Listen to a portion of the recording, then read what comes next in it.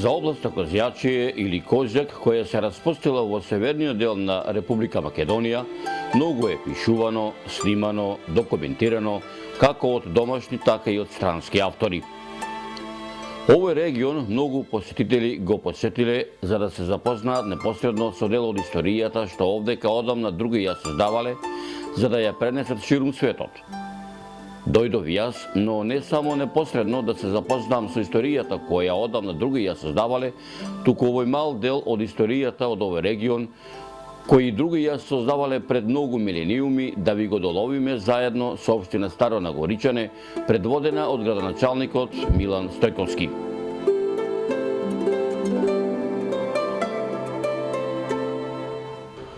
Па видите, општината Старо Нагоричани веќе екзистира од 96 година како општина. Веќе јас сум четврти поред градоначалник.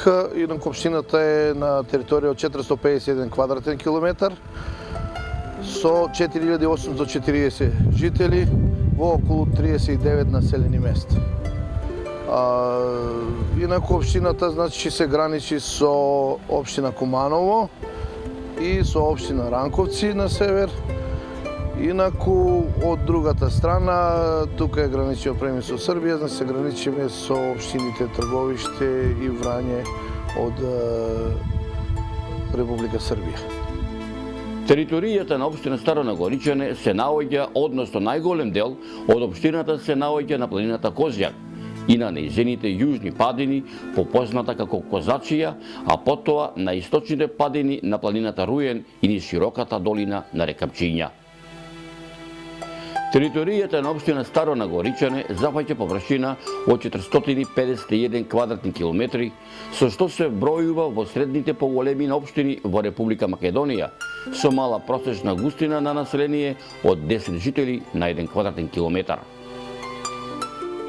На овој простор распослани се следниве населени места, од кои сите се рурални средини и тоа: Длабочица, Деловце, Мегленце, Пелинце, Арбанашко, Светишница, Кокино, Малотино, Желјуглино, Свилјанце, Брешко, Макреш, Бајловце, Врачавце, Драгоманце, Пузијака, Канарево, Орах, Добрача, Руџинце, Рамно, Стрезовце, Стрновац, Жеглјане и Дренок.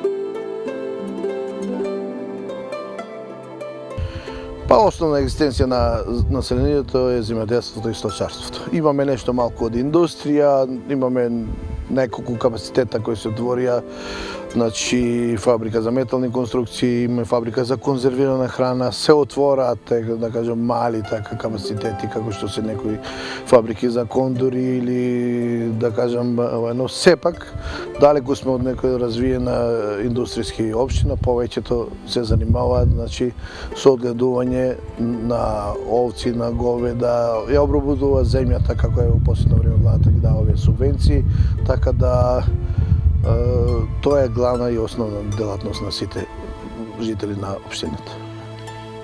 На територијата на општина Старо Нагоричане постои континуиран развој на населбите изразен преку бројни археолошки наоди, некрополи, ранохристијански градби, средновековни цркви, објекти од периодот на преродбата и слично.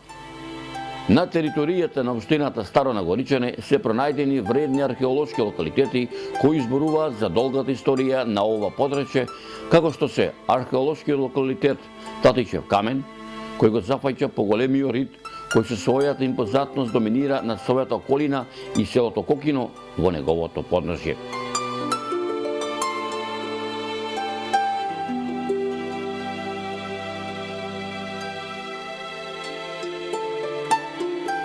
Локалитетот Жеглјановски камен или попознат како Костопјачката карпа се наоѓа на 9 км источно од Куманово. Тоа е импозантна базалтна карпа од вулканско потекло на која постојала населба уште од бакарното време, е неолит, 4 или 3 милениум пред нашата ера, сместена на самото плато на карпата. Од некогашните средновековни цркви во близина на Карпата, од околу 40 денес постојат само Свето Враче, Свети Никола, во темели, како и особено важни за науката Свети Ѓорѓи Победоносец и Света Петка. Инаку имаме уште постари објекти, имаме мегалитска обсерваторија Кокино, опште позната четврта во свет мегалитска обсерваторија која датира од неколку века пред наша ера. Таа обсерваторија е моментално исто многу туристи одат во неа. До прва со соработка со влада и општината ќе направиме напори да го дооплемениме тој простор за туристи.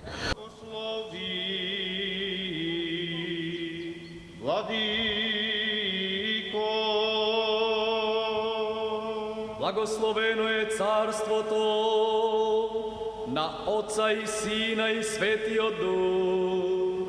Сега и сега. Овдека во општината Старо Нагоричане се наоѓа и ова пештена црква, која што е испосница, а каде што пред многу векови своето ихување наоѓал Свети Прохропчински, пред да го изгради истоимениот манастир, кој што од овде се наоѓа на 20 км на територијата на Република Србија.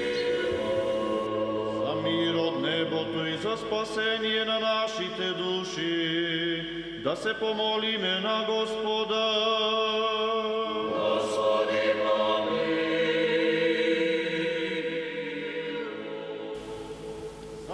Изградбата на првобитната црква Свети Ѓорѓи од 11 век е поврзана со легендата за пустоножителот Прохропчински кој живеел во оваа мала пештера. Имено во Жегиловската област, поточно во близина на селото Старо Нагоричане, византискиот војсководец Роман IV Диоген со својата војска престојувал во овој крај и бил успешен бранител од нападите на печензите. Ловејќи ранета црна, упаднал во пештерата, во која се подвижувал испосникот Прохропчински. Присто Прохор го прекорил за стореното дело и му рекол да не ја убива црната. При тоа му предскажал дека во иднина ќе стане византиски цар. Роман IV Диоген го послушал испосникот, не ја убил црната, заминал за Константинопол и за кратко време станал византиски цар.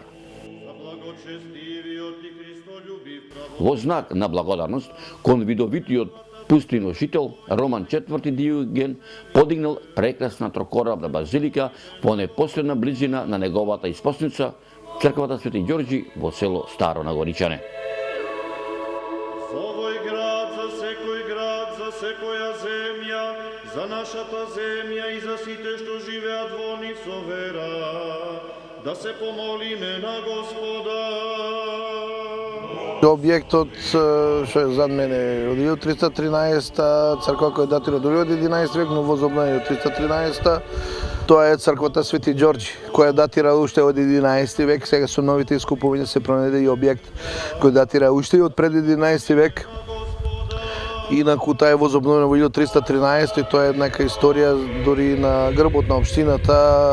Таа година е втисната 1313. Црквата Свети Ѓорѓи во Старо Нагоричане зазема едно од најзначајните и највисоките места во историјата на средновековната византијска уметност во Македонија.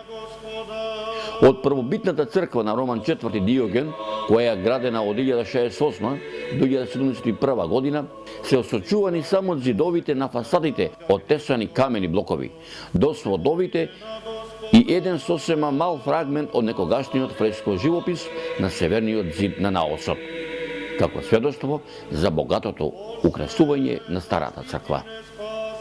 Денешната црква ја обновил српскиот крал Стефан Милутин во 1313 година. По својата архитектура, црквата представува монументална трокорабна петокуполна базилика. Куполите и сводните површини се украсени со богата керамопластична декорација. Живописот потекнува од 1318 година, кога игумен на манастирот бил Венимијан. Работен е од најпознатите средновековни солунски зографи во Македонија Михајло Астрапа и Евтихи. Сликарството на Михајло и Евтихи се отликува со прецизен цртеж во обликување на формите, богата колористичка палета и наративно прикажување не само на фигурите, туку и на елементите на просторот. Со своето творештво докажале дека се работи за високо образовани уметници кои токму овде во Старонагоричанскиот храм го постигнале својот врв во уметничка и теолошка смисла на зборот. Храмот представува вистинска богата и неповторлива галерија на фрески, ремек дело на византинскиот класицизам од 14 век, од палеологовата епоха и воопшто во историјата на средновековната уметност во Македонија, на Балканот и пошироко. Позади мене се наоѓа црквата Свети Ѓорѓи, каде што се извршуваат конзерваторски работи, а лево од мене се наоѓа една градба која што за скоро време ќе биде етнолошки музеј, каде што во овој музеј ќе бидат сместени сите артефакти пронајдени во општината Старонегоричане.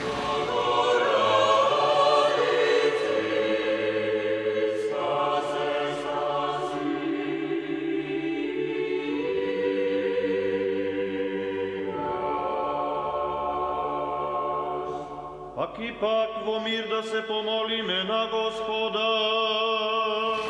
Пред неколку години кога бев во општината Старонегоричане, ова беше обична ледина. Денеска прерасна во урбан плоштад, кој што е сличен со архитектурата на црквата Свети Ѓорѓи. Со Твојата благодат.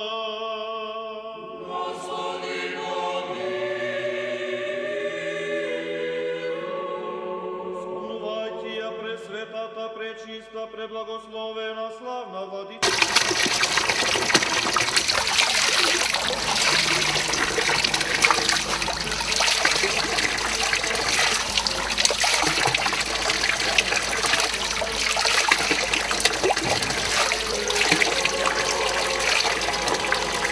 Охо, ја угаснав жепта од оваа старонагоричанска вода, кој што овој извор непресечно тече повеќе од 1000 години. Стар е овој извор заедно со црквата Свети Ѓорѓи. Не верував, ама се уверив во тоа дека ова вода стварно е ладна, жета да изгасиш.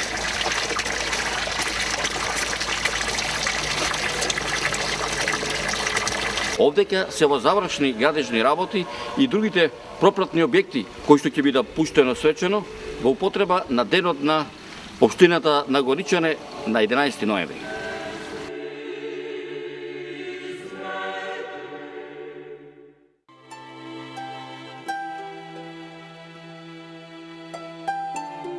Континуирани развој на населби во регионот Старонагоричане се потврдува со денешната понова историја, меѓу кои и спомен костурницата која се наоѓа во атарот на селото Младо Нагоричане, Зебрењак, подигнат во чест на жртвите од првата Балканска војна, загинати на ова место во познатата Кумановска битка 1912 година.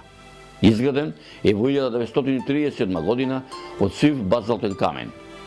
Над кружната костурница, висока 18,5 метри, се издигала тристрана пирамидална кула, висока 30 метри, која денеска недостасува. Била разурната за време на бугарската окупација во 1942 година.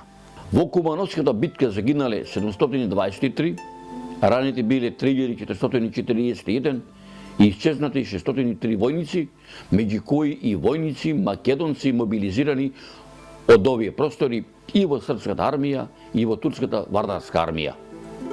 Овде се водела една од битките со која е решена првата Балканска војна во историјата позната како Кумановска битка, водена на 23 и 24 октомври 1912 година.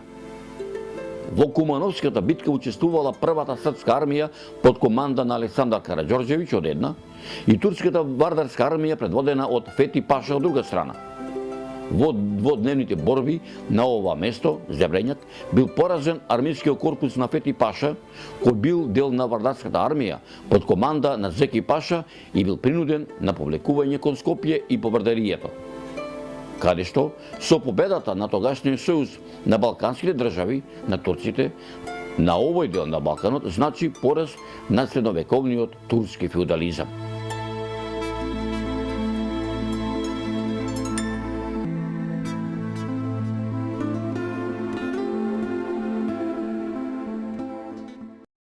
Континуираниот развој на насоби во регионот Старонагоричане се потврдува и со денешнава понова историја и со новиот меморијален музеј на Асном, направен според проектот на дипломиран инженер-архитект Ѓорѓи Константинов, а монументалниот мозаик на фасадата е дело на нашите современи уметници Рубен Скорубин и Илија Пенушлиски.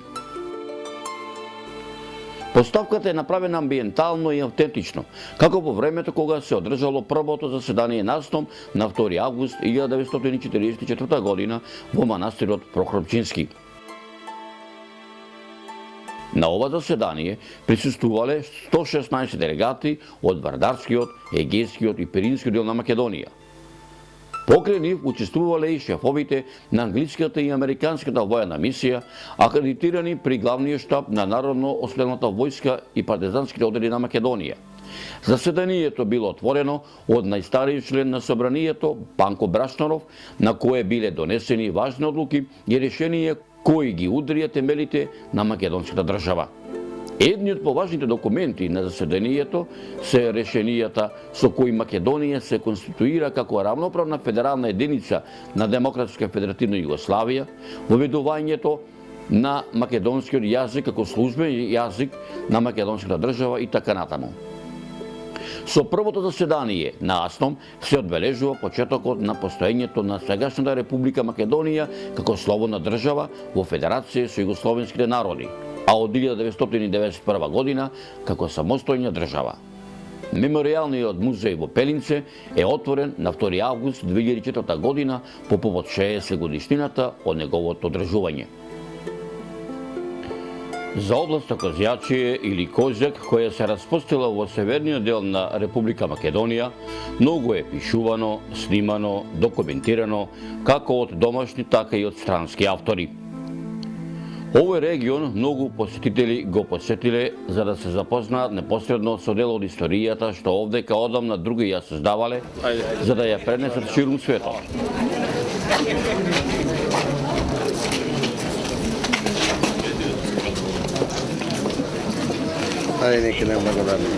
Меѓу многобројните посетители беа дојдени многу бројни гости и делегации од соседните општини на општината Старонагоричане, како од Македонија, така и од Република Србија, чија нивна посета се совпадна со денот на ослободувањето на општина Старонагоричане, 11 ноември.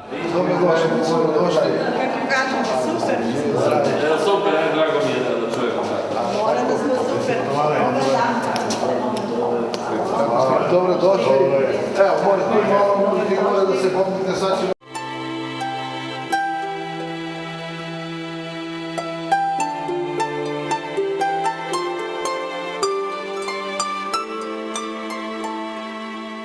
Кои беа гости на свечената седница на општината, каде што нашиот домаќин, градоначалникот на општината Старонагоричане, господинот Милан Стојковски, не само што ги информираше за досегашните активности на општината Старонагоричане, туку ги замоли да ја пренесе неговата порака ширум светот, дека во општина на Горичане сите се добре дојдени.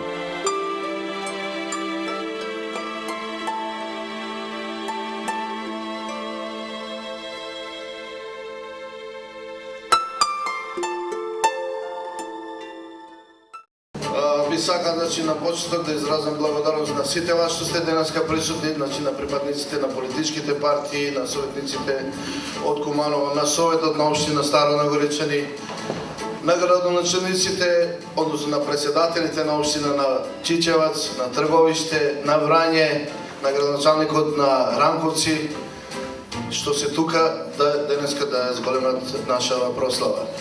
Поздрав до сите вас, оние кои не ги спомнав, ќе излезам после на крај, пак ќе ги спомнам. Еден аплауз за сите вас, за општината. Јас како градоначалник се трудам. Значи се трудам, нормално имаме некоја финансиска ситуација која не е завидна, но сепак средствата што ги добиваме, средствата ги усмеруваме во правење на проекти, значи за денеска ден на општината имавме свечено отворање на комплексот Млади за млади. Тоа е реконструирана стара школа која се претвора во еден убав објект каде што може да се држат семинари, каде што може да се држат курсеви за млади од компјутери, англиски јазици, каде што има 10 соби, каде би можело летни школи да се држат спортски екипи, бидејќи имаме тука стадион во Старо Нагоричане, исто можат да доаѓаат. Инаку се трудиме, оние инфраструктурни, да кажам, проекти што ги имаме во Младо Нагоричане, 2 асфалта имавме од порано, плоштад се надевам дека идната година и него ќе го ставиме во функција да би можеле, значи да одржиме некоја културна манифестација во Младо Нагоричане. Игралиште направивме за повеќе наменско игралиште, значи за спорт во третото училиште кое го немаше во Драгоманци, Христијан Карпуш, така и младите и таму ќе можат исто да се бават со спорт. Во план е, значи, за години нешто, тоа е во мојата програма и спортска сала во Младо Нагоричане. Така да полека општинава ќе ги добие тие капитални објекти и што се однесува за подобра живот на населението, а исто така она што го рековме, на некој начин да бидеме и туристи, да ги привлечеме туристите. Почитуван градоначалник и совет на општина Старо Нагоричане, почитувани жители на општината Старо Нагоричане, гости и пријатели, добар ден. Во моје лично име и во име на Советот на општина Старо Нагоричане ја отварам 25-та седница на Советот на општината по повод Ден на општина 11 ноември. Чест и задоволство ќе ни биде што ќе присуствувате и вие на нашата свечена седница, која се состои од една точка на дневниот ред, а тоа е доделување на ноемвриски награди.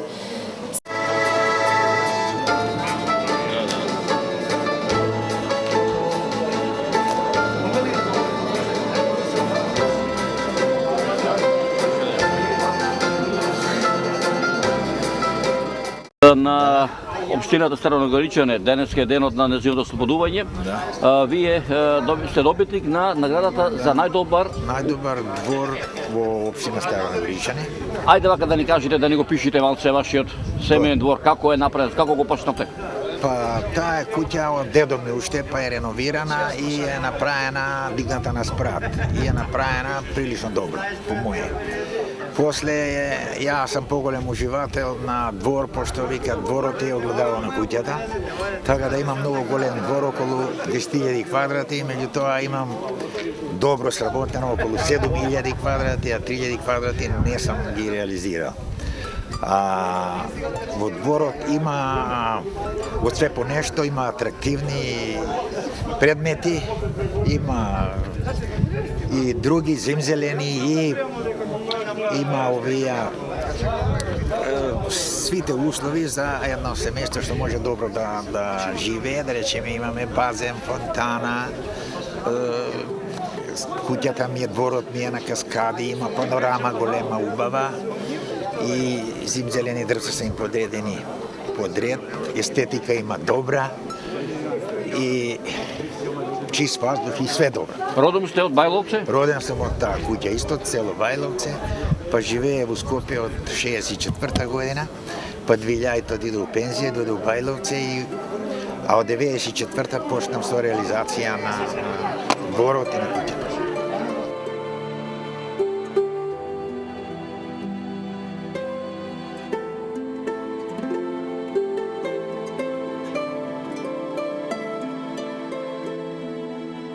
Советот е изгласал како најдобар, мислим, како председател, како водење на местната заедница. Се интересирам за пуно работи кои што треба да ги остворимо и наредно да ги оствараме. Што треба, што сме направиле овој мостот, музејот и други работи, водовод, и сега сам у план да треба да го спроведеме патот од Пелице за Враготупци. Тоа е сега хитна работа, зашто имаме пасиван крај тамо, што се може да се скочи во сусрет на тие луѓе. Ве молиме што поскоро да се тој реши тај проблем. Ер тој е највелики проблем што нема добар пат, децата не може да одат во школа и тој молиме го градоначалникот со советот да не скочи во сусрет што најпобрежен рок. Се надевам дека и тоа ќе се реши и една кратка малце биографија, односно каде се наоѓа Пелинце, колку далечено од општинскиот центар Старо Нагоричане? Пелинце е далечено негде околу 16 км од општина до границата на Прохор Чински манастир. Пораката до жителите, значи да бидат стрпливи, општината мисли за сите нив, се оно што имаме обврска према нив ќе го исполниме, а пораката е до сите други кои не се жители, а сепак доаѓаат на овие простори или кои имаат во план да дојдат и кои не се нека повелат, значи стварно имаме што да покажеме овие работи што ги кажеме што се однесуваат за туризам, не значи дека ние имаме изворедна планина Козјак, имаме значи изворедни, да не кажам, имаме пат до кај Кокино, па имаме таму изворедни амбиенти, значи за туризам, за велосипедизам, така имаме река Пчиња, по долината на река Пчиња исто може комотно туристите да дојдат и така да видат овие работи, да доживеат убави денови.